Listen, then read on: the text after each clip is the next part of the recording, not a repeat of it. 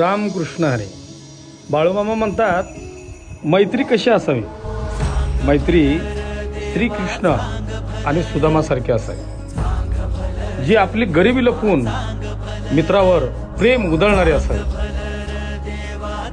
मित्रासाठी आपल्या गरिबीतून जे काय मिळतं त्या मित्राला खायला घालणारे असावे. मैत्री दिखावा करणारे नसावी. मैत्री ही काहीतरी शिकवणारे असावी. हे जीवनाचा प्रसंग कसा असतो, एकामेकासाठी कसं धावून गेलं पाहिजे, एकामेकाच्या अडचणीत कसं उभं राहायला पाहिजे, ही मैत्री शिकवते.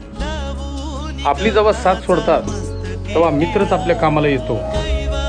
जसं सुदामा आणि श्रीकृष्ण.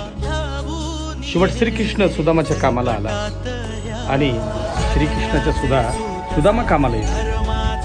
का? तर मैत्री आहे. मित्रामध्ये गरीब असो या श्रीमंत, एकामेकाच्या कामाला येणं खूप गरजेचं आहे. बोला जय बाळूमामा.